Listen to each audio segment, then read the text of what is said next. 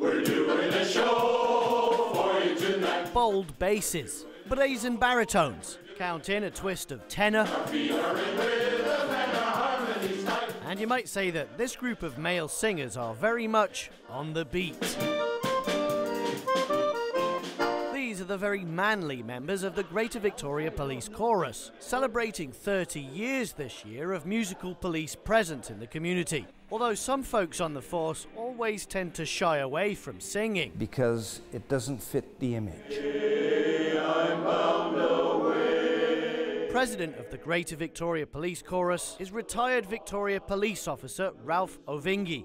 He's been a member since it was created in January of 1984. It was the brainchild of Sandage Inspector Bill Chisholm.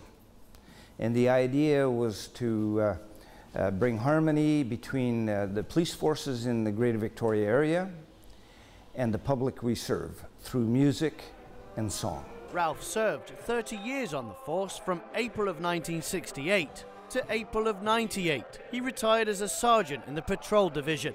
The chorus began with 16 members, most of whom were serving police officers.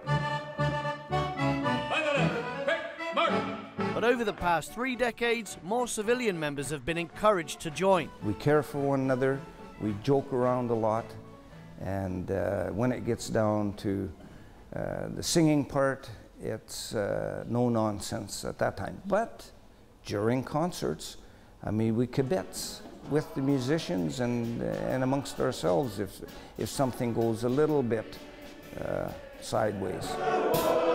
Today there are 36 voices ringing out in this choir, with members in their 30s right up into their 80s.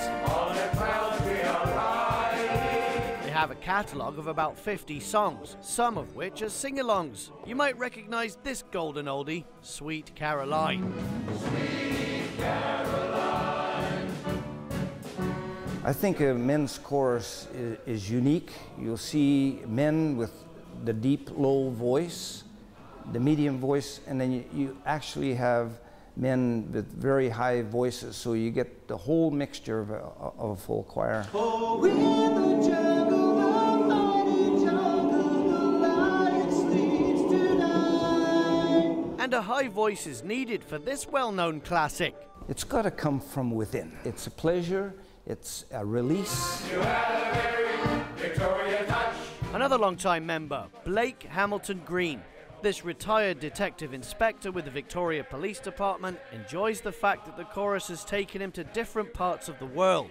Now, Art Weeb was one of our directors for a number of years, and during those years we toured Amsterdam and different parts of Holland. They've also traveled to Wales and England. We've traveled to Washington, Alberta. We've done many concerts on the island, including at Government House.